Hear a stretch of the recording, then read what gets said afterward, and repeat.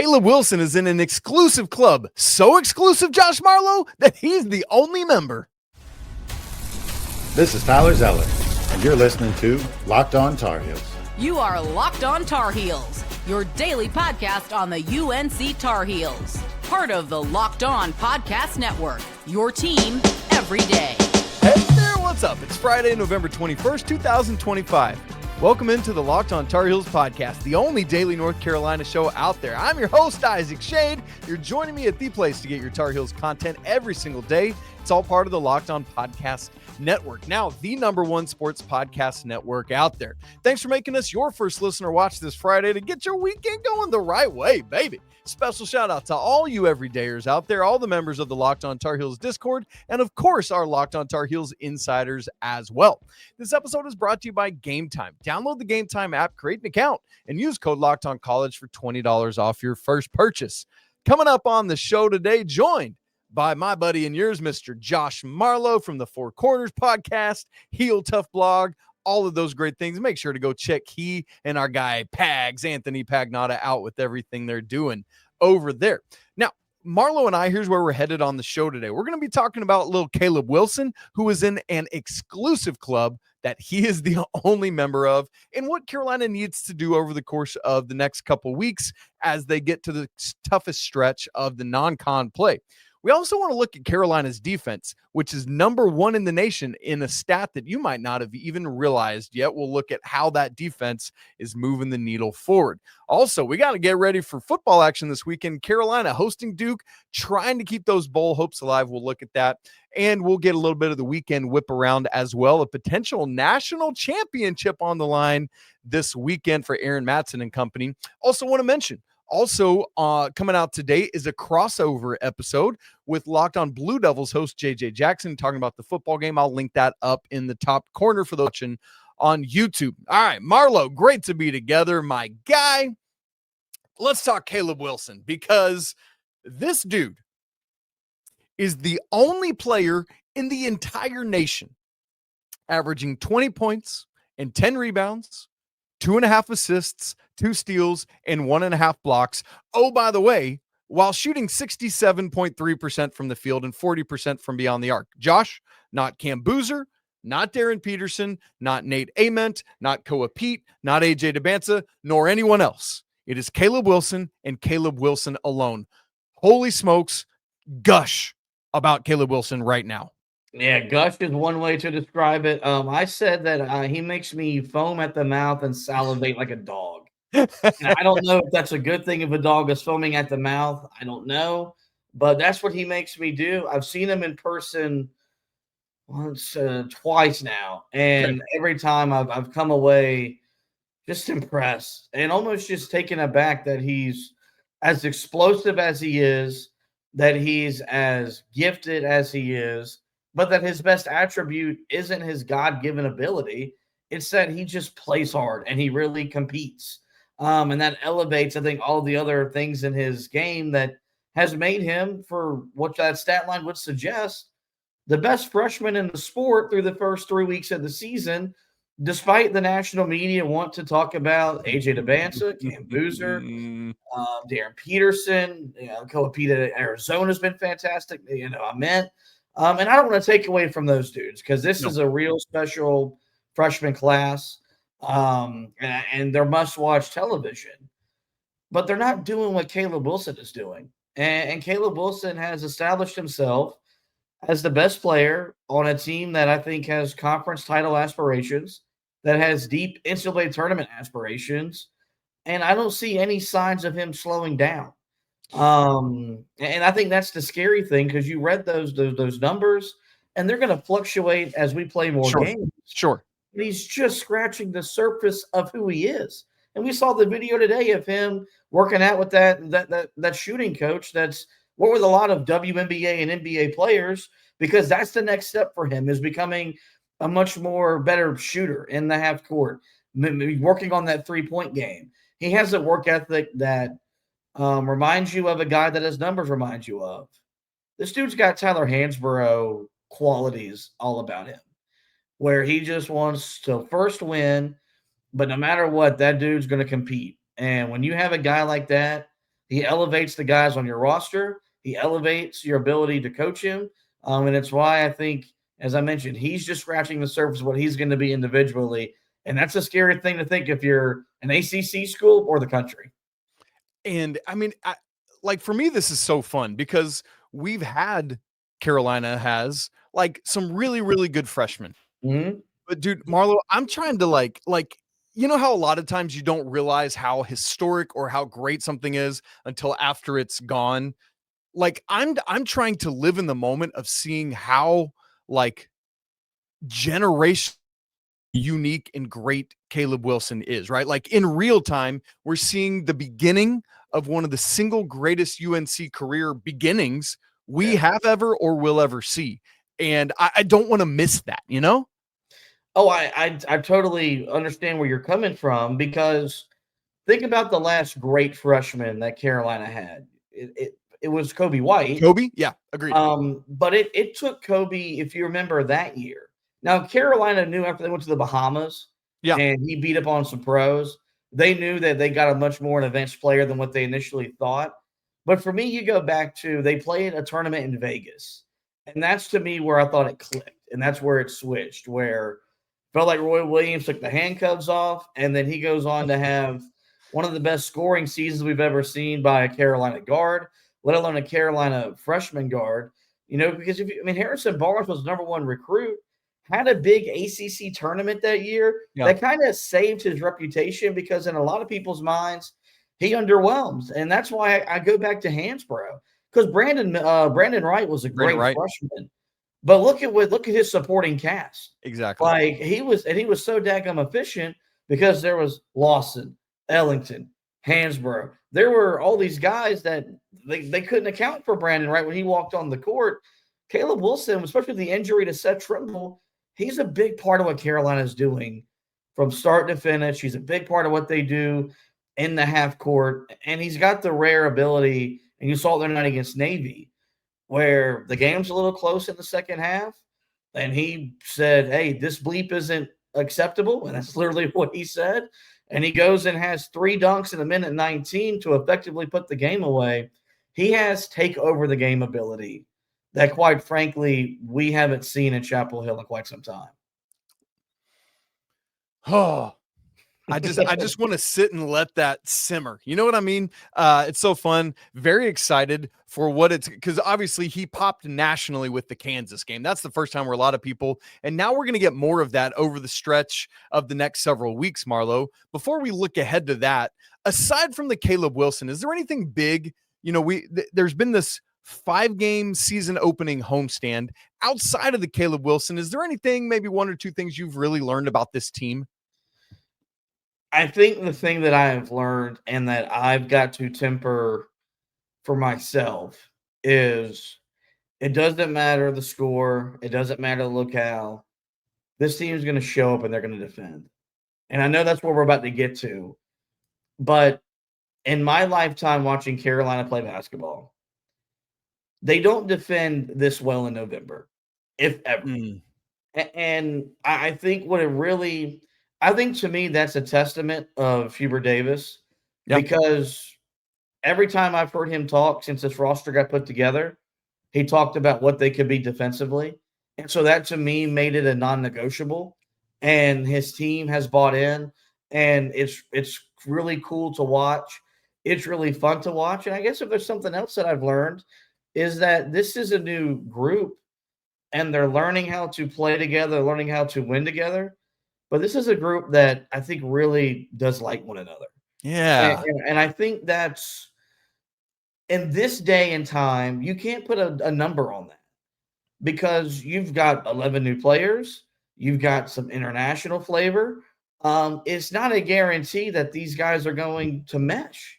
Yeah. And it appears right now that they have. And it's why Seth Trimble could be injured, but after the Navy game, go in there and say, hey, we got to talk. Because we didn't play to the standard that we've set for ourselves. We didn't play for the standard that all those jerseys and the Raptors have set for us. But it's not a problem. Like Henri Veesaar is openly talking about, like, when Seth talks, we listen. You can't really say that about certain teams in the past under Hubert. There's a leadership quality to this group that was missing a year ago. That's and right. I hate saying that because it's a direct reflection of RJ, but it's just the truth. And so I think and that's not RJ. He's not the vocal lead. Like that was never going to be there's some guys that are naturally going to talk and lead. There's some guys that are going to lead by example. Yeah. You need both. The issue was that Seth Trimble admitted earlier this summer, man, he didn't feel comfortable being the vocal leader until it was his team. Well, guess what? Even though he's injured, it's still his team. It's his team. I see a Schade. I see a team, and I see a group that celebrates the success of their teammates as much as they celebrate their individual success. And it kind of gives you that old school Carolina basketball feeling that Hubert Davis talks about so much.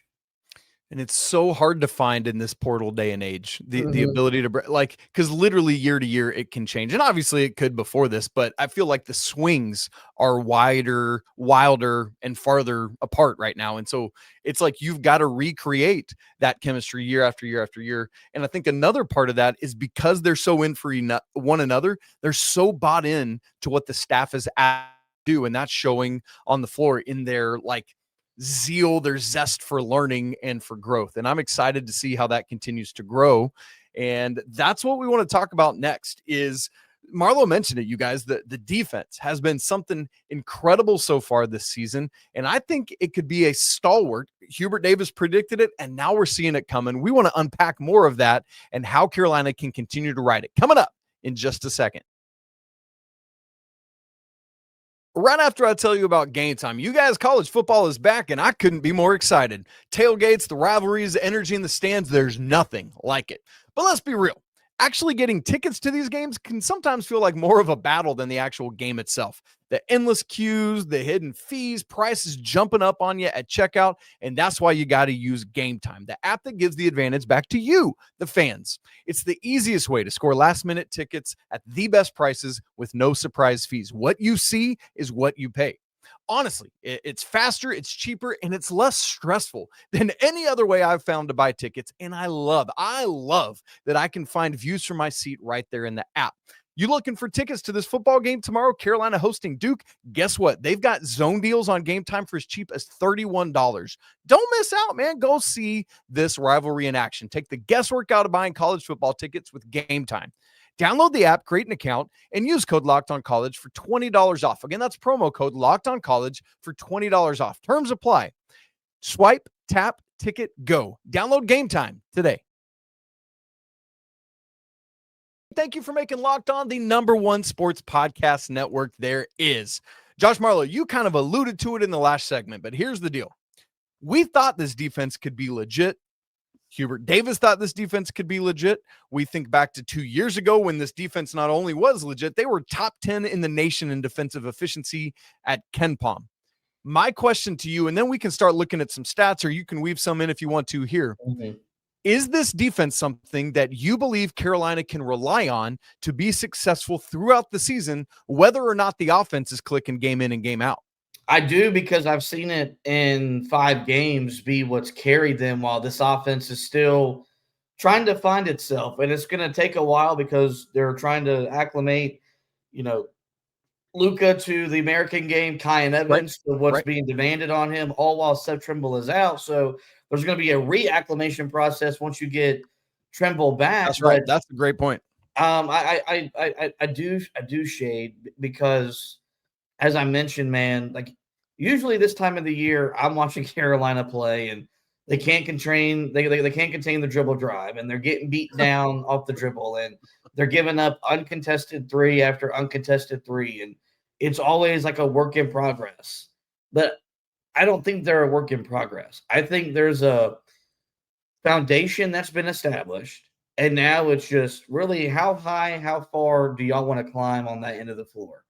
And since there seems to be a natural buy-in, it's why I think that they can continue to get better. So, and it's really fun to watch for me as a fan, because the Roy Williams era, he talked about defense, but he knew they could score 90 in his sleep. Hubert Davis, when Carolina's been really good, it's been offensive driven. They were really good defensively 2 years ago, as you mentioned. that kind of gives me like a Dean Smith kind of throwback. And I didn't watch the program under Dean Smith, but we see a full court press that, falls back into a trap. And some of those little things that I've been begging Carolina to do, they're now starting to do. So, I think they're just scratching the surface of what they can be defensively. And I think that's pretty fun when you think about, because they've been really good through the first 5 games. Yeah. And when I think back like that, we've both mentioned it now, that team 2 years ago, it took them about 10 games to really find their stride. I always go back to the Oklahoma game in the Jumpman Invitational as the night. I think it was a Wednesday night, if I remember correctly. I was in Branson, Missouri. We went and rode the Polar Express. And then we came home and watched that game against an undefeated Sooners team. And Carolina just put work in on them. And they slowly started figuring it out defensively. And that was the DNA they hung their hat on all season. I think this team can be that again. But one of the big wrinkles here, Josh, that I'm trying to figure out, and you mentioned it, is for now and for the next however many weeks, you got to do it without Seth Trimble, who is not even arguably, like I would say definitively, your best defender. Obviously, Caleb, like fast forward 4 years, and it might have been Caleb Wilson, but he's a freshman. There's going to be some things he just doesn't know yet. So you got to figure it out without your best individual backcourt defender. And then I think a critically important thing, as you said, is you got to work him back in. And that's harder said than done, or easier said than done. Boop, flip that. But Marlow, how does Carolina, I think the word I want to use is evolve defensively without Seth Trimble right now? And is there a silver lining there where it's like, hey, you guys can't just rely on Seth to do it, and so other guys got to step up individually and as a team? Yeah, I think the evolution, Schade, is just even being more aggressive and understanding that you can impose your will defensively in ways that you haven't been able to because of the way you constructed the roster. Yeah. And it's why, you look at the current lineup. The best thing about the current lineup is that you got 4 dudes that are 6'6" or taller. You've got a 6'10" guy playing the 3 right now. And, we fantasized about those lineups in the summertime, but it doesn't mean they were going to work. It doesn't mean they were going to gel. And it appears that it is. And so I think, it gives Hubert Davis a bunch of different options. You look at their full court press, something that they've done really a good job of under his coaching tenure anyway. But he's never had a 6'10" forward like Caleb Wilson that he could put on the ball. And you saw it against Kansas, how much that impacted the game. And then as I mentioned, you got a 6'10" wing. So when the ball goes in the corner and you trap that, if that trap features Wilson and Jarin Stevenson, how many guards are getting out of that? No. You're at the minimum, you're going to force a timeout. You're going to more than likely force a turnover. They forced a 10-second violation against Kansas full court pressing. That's a Kansas team coached by Bill Self, remind you. So I think, there's even more for them, more room for them to grow. And then, once you get Trimble back, then you can really pick up full court. You can really extend your defensive pressure out and know, because you're going to lock man up and everything. It's going to make, I think, them even more difficult to score against. It's going to make games be dragged into the half court for a little bit. Sure. But when you're that daggone good, you don't need the 18 to 22 fast break points to make up for it, because you're going to get stops and you're going to get rebounds. And to put some numbers on it, North Carolina right now, this is crazy to me, Marlow. Number 1 in the nation. There are 365 teams in Division I. Carolina is number 1 in 2-point field goal defense, allowing teams to make just 34.2% of their twos. Almost seemingly a direct result of the new size and length and athleticism. You talked about Caleb Wilson. I love it when teams are just doing handoffs up at the top of the perimeter. And it's like Caleb is just taking on every one of them because of his switchability. It's insane to watch. Guys, like Tuesday when Carolina plays St. Bonaventure, just watch Caleb Wilson out top. He's just switching everything, and it's hilarious. Effective field goal percentage defense. Carolina is 3rd in the nation. All 5 opponents, Carolina has held under 75 points. They're 23rd in defensive efficiency at Ken Palm, 13th in defensive efficiency at Torvik. So, Marlow, just to put some numbers to everything we're saying here, our eyeballs are telling us it's true. The numbers are telling us it's true. If it smells like a duck and walks like a duck, it must be a stinking duck, or in this case, a ram or Tar Heel or whatever you want to say. But, Josh, like, aside from Kansas, it's not been a murderer's row of offenses that Carolina has had to stop thus far. We're going to learn a lot over the course of the next 4 games, plus Ohio State once we get to December. St. Bonaventure ranked 99th in Ken Palm offensive efficiency, Michigan State 45th, Kentucky 13th on the road for that game, by the way, Georgetown 88th, and then Ohio State 30th. So, Marlow, obviously those aren't 5 linear games. It's the first 4 and then a couple bye games before Ohio State. Yeah. But over the course of all that, what does success look like in that stretch? Ooh, that's I think it really depends on where you stand on the Kentucky team right now. I'm not overreacting. But when you pay $22 million for a roster and you get your butt kicked by your rival and get blown out by Tom Izzo, people are going to come talking. But, But what about our $14 million? North Carolina spent $14 million and they're not going to be – oh, shut up. Come on.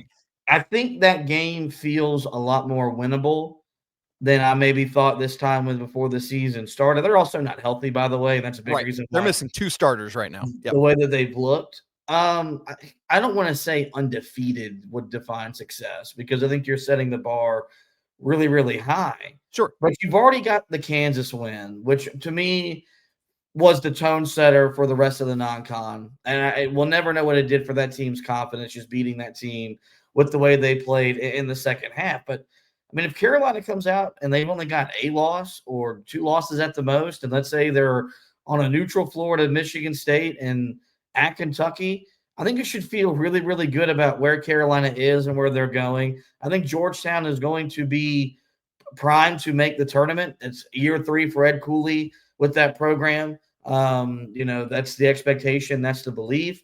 Ohio State, we've seen them score a buttload of points against some bye teams, but saw them the other day have to win at the buzzer against the Notre Dame team. That's right. Probably best case scenario is going to be a bubble team come Selection Sunday. So I think, and something Jones Angels talked a little bit about here in the first couple of weeks is Carolina's not a stranger to playing in these games. They haven't won them. And at a program like this with a fan base like ours, competing isn't good enough. You expect to win these games. And I think there's a scenario where when you turn on the TV on Thanksgiving Day or you turn on the TV that Wednesday against Kentucky, it's fair to expect Carolina to win that game, to win those games. And I don't know if that was necessarily our expectation before the season tipped off. Yeah. It's funny you mentioned the Kentucky game feels more winnable. The Michigan State game feels a lot tougher than it did recently. Yep. But is that a result of Kentucky not being as tough or Michigan State? I mean, Michigan State beating both Coach Cal's current and former team recently. It gives you some pause. So I'm really curious to see, is Carolina tough enough for that? We're going to learn a lot on Thanksgiving Day and then obviously learn a lot at Kentucky. I'm with you. The Kansas game buys you some margin where you feel less pressure to have to win either of those games. But I tell you what, St. Bonaventure, Georgetown, Ohio State, you got to go 3-0. Like, do not drop one of those games. The other two, you're good. Go ahead. Sorry. Yeah. No, you're good. No, I interrupted you. I think that's a really good point. Like, yeah, the Bonnies are a quality program out of the A-10. The addition of Adrian Wojnarowski as their GMs elevated the status of that program. I know it's going to be the first time Carolina hasn't played in front of the Smith Center crowd. There's not really an excuse to lose that one. Georgetown, I think if you look at what they did in the exhibition season, they had some really strong results. They've had some uneven play since the actual season has got tipped off. That game's at home, and they don't have a guy that's named Caleb Wilson on their roster. I think it's okay. You expect Carolina to win that game. And then, you look at Ohio State, and which is always maybe the weirdest game Carolina plays all year because it's always the final game typically before Christmas. I think the Heels have one more game before Christmas this year if I got the schedule remembered correctly. But, that's usually like a weird crowd. There's usually no one there. this year being in Atlanta and the fact it's Kentucky and St. John's, there might be a better environment that's created for that tournament. But Carolina should beat Ohio State. And I think, did Carolina need to win the game against Kansas? No. Hubert Davis needed to win the game. That's a great call. Yes. I think for all the pressure that's on his back, he needed to get that win. But as I talked about, that just gave them a sense of confidence that this team needed, that they never got early on in the season last year, to find some footing, find some belief, and build upon. And the good news is while they've got some tough games here coming up, they should be able to win those games and continue to build towards ACC play. To Marlowe's point, yes, Carolina does play again before Christmas, coming back to the Smith Center on Monday to host the Pirates of East Carolina, which will be, by the way, nice practice for Carolina's 2 big Monday appearances during conference play when they got to go Sunday, Monday, just like that. And so I like that Carolina's doing that in non-con to prepare in that regard. All right, Marlowe, it's time to talk Carolina Duke. No, not that Carolina Duke game. We got a couple of those coming up in a few months, but the Tar Heels desperate to get to bowl eligibility, and it can't happen unless they win this Saturday in Kenan Stadium. We'll tell you what to get ready for coming up in just a second. Right after I tell you about FanDuel, y'all, the NBA is back, and there's no better place to get in on all the action than FanDuel, the official sports betting partner of the NBA. Look, even if you miss the start of the game or you want to ride the hot hand, good news, FanDuel has live bets on everything from who's going to score next to fourth quarter comebacks or anything else. Awesome. Check it out. Plus, you can even combine your bets into a same-game parlay for a shot at an even bigger payout. All of that keeps every game exciting because you got something riding on all that action. We were gushing over Caleb Wilson earlier.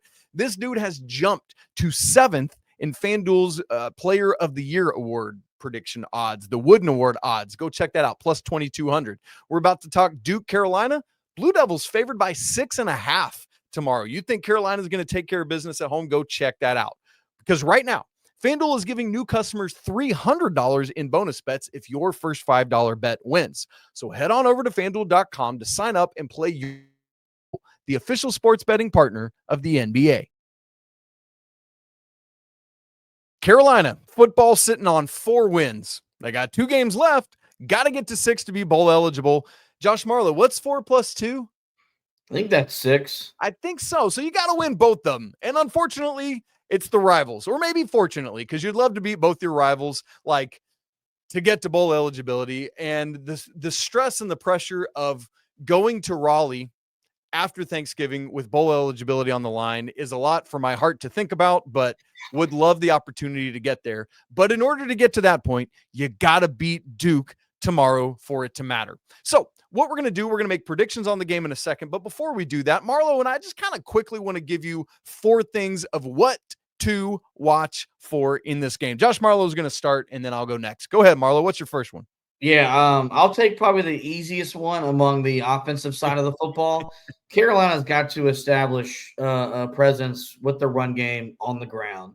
Last 3 games, they haven't been able to run it. And part of that was always going to happen because you had so many injuries among the offensive line. Part of it, too, is the fact that we're still doing this rotation thing at running back, not giving Damon June, Davian Goss the requisite amount of carries they should get on a week-in, week-out basis. And as we've seen, when Carolina can't run the ball, it puts so much pressure on Gio in the passing game. Yeah. And we're not explosive enough to win the game through the air. We need to run it. We need to shorten the game. We need to wear down Duke's defensive line and keep the offense on schedule 3rd and 3, 3rd and 4s. Because when that's happening, Gio is a much more efficient, much more effective quarterback, and Carolina can play winning football with him. So that's going to be the first thing is, can Carolina establish a presence on the ground? Because if not, and this means he's got to throw it 35-plus times, as Brent Renner told us the other day on the Heel Tough Blog podcast, Carolina's not equipped to win playing that way. That's exactly right. Let me flip to the other side of the football, where the D-line, to me, Josh Marlowe, has been the surprise of the season in the best way possible. These guys, it's just been fun to watch. Carolina's defense has been much more solid, particularly the past several weeks. Obviously, not quite enough last week, although I thought they did enough to win. It's just the offense didn't help them out. But obviously the anchor of that, the guy that's been the headliner in terms of piling up sacks, is Melkart Abujade. And it's been so fun to watch him, to watch Tyler Thompson and the rest of this line go to work. If Carolina wants to be able to make things happen, I think because of the offensive ineptitude, I guess I'd call it, Carolina's got to win on the defensive side of the football. That starts up front with these guys getting past the Duke offensive line and making the day tough for Darian Mensah. So I'm watching the meat up front on the defensive side of the ball. Can they get to the quarterback? That's what I'm watching for. Marlow, what's number 3?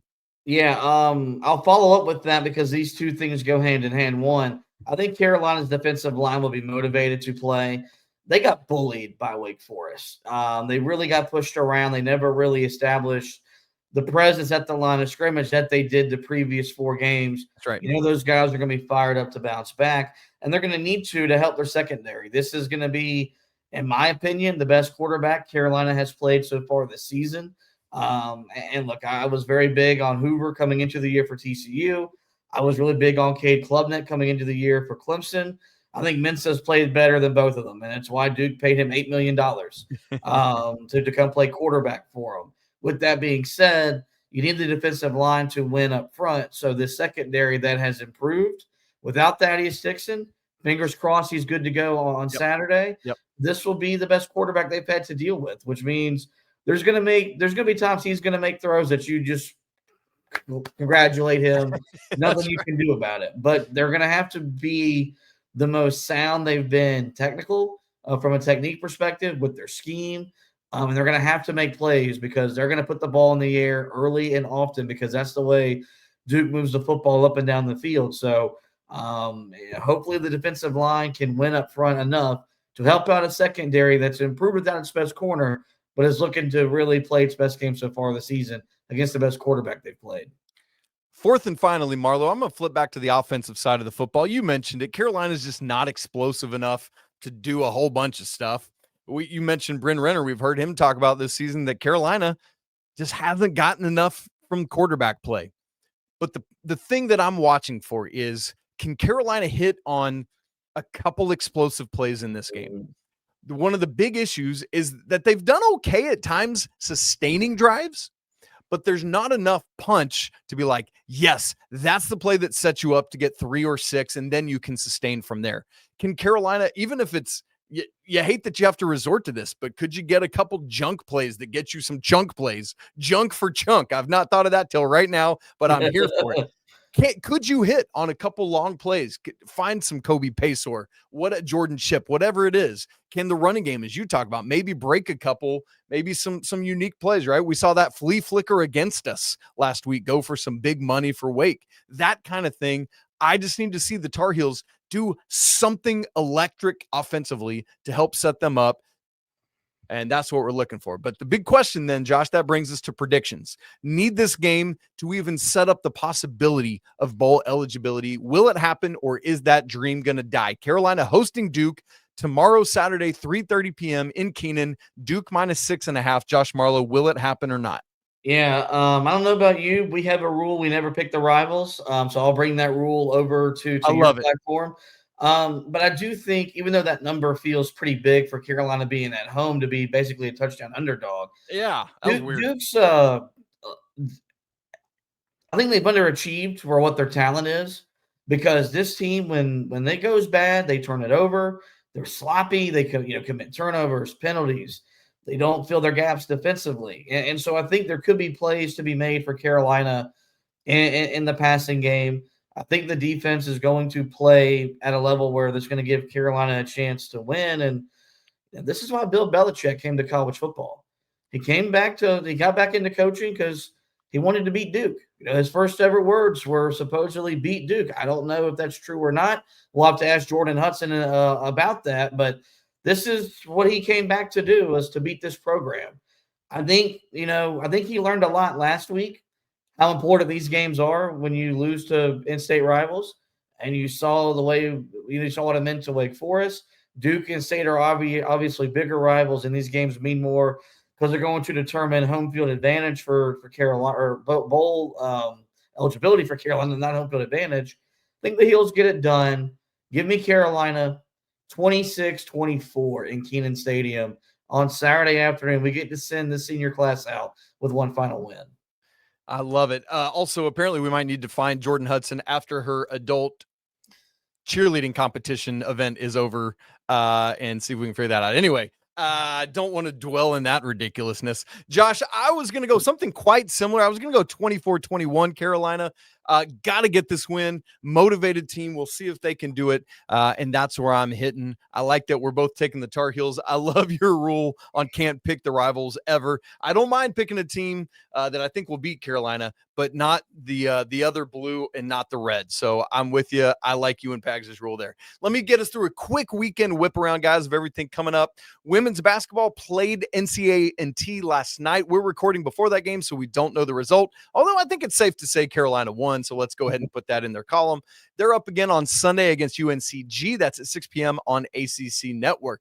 The big action of the weekend, Josh Marlow, today, 2:30 p.m. Eastern on ESPNU, Carolina in the Final Four for field hockey, but it's against Northwestern. The brackets got kind of wacky, and somehow these two teams that are clearly the best two teams in the nation wound up on the same side of the bracket. That is a miss. That's a fail. This is the national championship game, this one. If Carolina wins this game, they will be your national champions, which would be Sunday, by the way, so keep your eyes out for both of those things.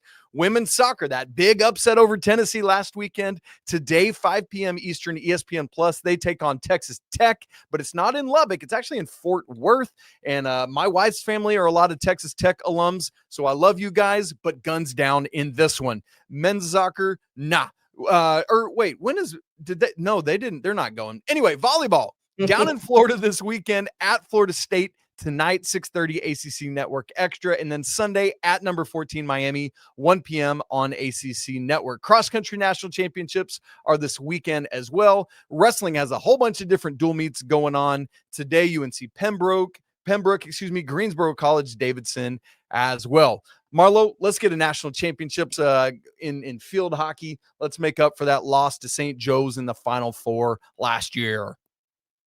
Heck yeah. It would just add to the legend and the legacy that Aaron Matson has already built, already established. And they're going to be motivated after being denied a year ago. So the Kansas, I'll be in Chapel Hill for the Duke game. So it's going to be hard for me to probably watch that game. But I imagine they'll be keeping us up to date during the game. And hopefully it'll be a good result for Carolina. And hopefully on Sunday, which was a Panther-free Sunday for me, I can maybe watch the Heels play another national championship. I love it.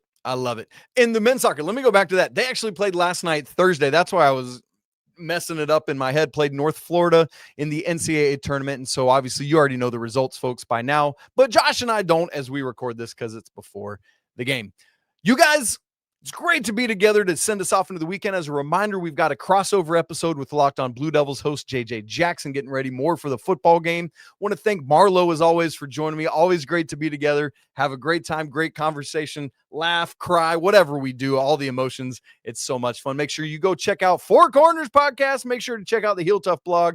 Great stuff these dudes have going on. They're my dudes, and I'm grateful for them and to be partnered with them and bringing the best Carolina content to all of you, our audiences. If you haven't subscribed to the show on video and audio, do that now so you don't miss a second. If you haven't joined the Locked On Tar Heels Discord, we'd love to see you all in there. That link's in the show notes, and it's free.